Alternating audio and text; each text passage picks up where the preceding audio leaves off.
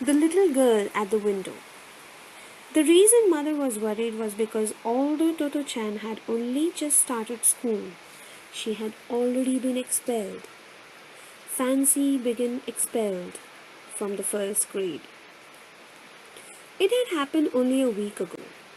Mother had been sent for by Totto-Chan's homeroom teacher, who came straight to the point. Your daughter disrupts my whole class. I must ask you to take her to another school. The pretty young teacher sighed. I'm really at the end of my tether. Mother was completely taken aback. What on earth did Totto-Chan do to disrupt the whole class, she wondered. Blinking nervously and touching her hair, cut in a short page boy style. The teacher started to explain. Well, to begin with, she opens and shuts her desk hundreds of times. I have said that no one is to open or shut their desk unless they have to take something out or put something away. So your daughter is constantly taking something out and putting something away. Taking out or putting away her notebook, her pencil box, her textbooks and everything else in her desk. For instance, say we are going to write the alphabet. Your daughter opens her desk, takes out her notebook and bangs the top down. Then she opens her desk again, puts her head inside, gets out a pencil, quickly shuts the desk and writes an A. If she's written it badly or made a mistake, she opens the desk again, gets out an eraser, shuts the desk, erases the letter, then opens and shuts the desk again to put away the eraser, all at top speed. When she's written an A over again, she puts every single item back into the desk, one by one. She puts away the pencil, shuts the desk, then opens it again to put away the notebook. Then when she gets to the next letter, she goes through it all again. First the notebook, then the pencil, then the eraser, opening and shutting her desk every single time. It makes my head spin. And I can't scold her because she opens and shuts it each time for a reason. The teacher's long eyelashes fluttered even more as if she was reliving the scene in her mind. It suddenly dawned on Mother why Totto-Chan opened and shut her desk so often.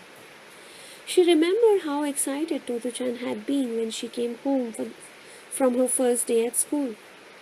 She had said, "School's wonderful. My desk at home has drawers you pull out, but the one at the school has a top you lift up. It's like a box, and you can keep all sorts of things inside. It's super." Mother pictured her delightedly opening and shutting the lid of this new desk. And Mother didn't think it was all that naughty either. Anyway, Totto-Chan would probably stop doing it as soon as the novelty wore off. But all she said to the teacher was, "I will speak to her about it." The teacher's voice rose in a pitch and she continued, "I wouldn't mind if that was all." Mother flinched as the teacher leaned forward. When she's not making a clatter with her desk, she's standing up all through class. Standing up? Where? Asked Mother, surprised. At the window, the teacher replied crossly. Why does she stand at the window? Mother asked, puzzled. So she can invite the street musicians over. She almost shrieked. The gist of the teacher's story was that after an hour of almost constantly banging her desktop, Totto-Chan would leave her desk and stand by the window, looking out. Then just as the teacher was beginning to think that as long as she was quiet, she might just as well stay there, Totto-Chan would suddenly call out to a passing band of garishly dressed street musicians.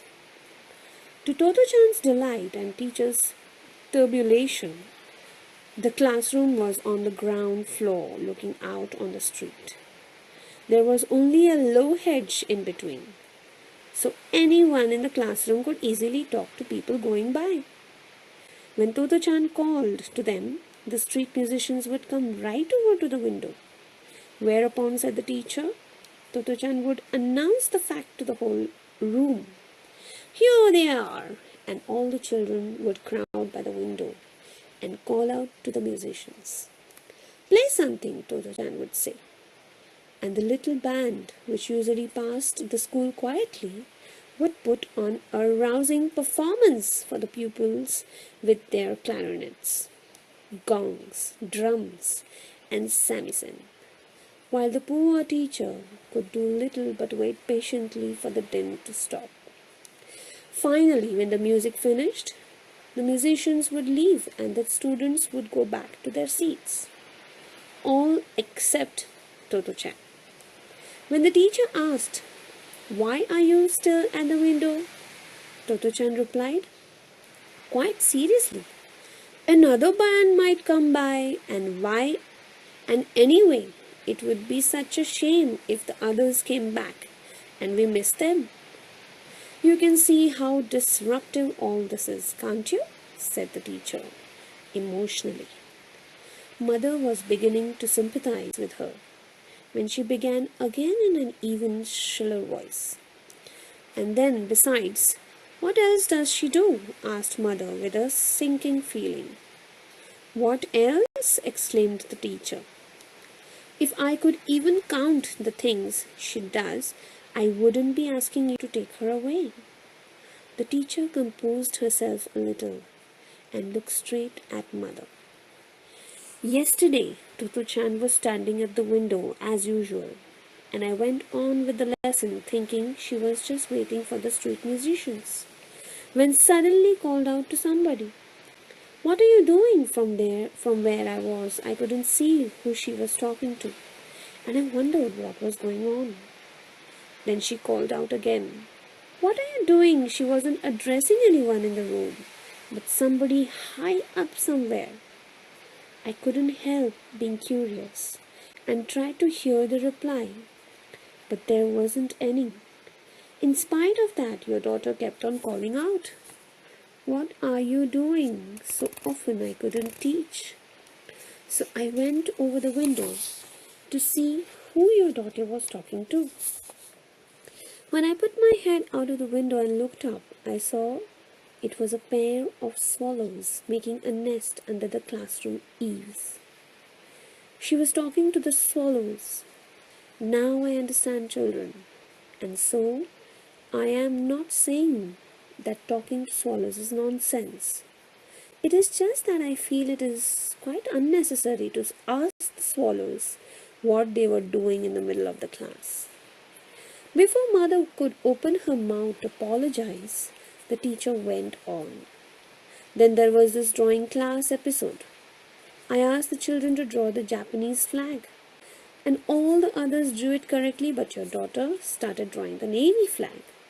You know, the one with the rays. Nothing wrong with that, I thought. But then she suddenly started to draw a fringe all around it. A fringe, like those fingers on youth group banners. She's probably seen one somewhere. But before I realized what she was doing, she had drawn a yellow fringe that went right off the edge of the paper and onto her desk. You see, her flag took up most of the paper, so there wasn't enough room for the fringe. She took her yellow crayon and all around her flag she made hundreds of strokes that extended beyond the paper, so that when she lifted up the paper, her desk was a mass of dreadful yellow marks that wouldn't come off, no matter how hard we rubbed. Fortunately, the lines were only on 3 sides. Puzzled, Mother asked quickly, "What do you mean, only 3 sides?" Although she seemed to be getting tired, the teacher was kind enough to explain.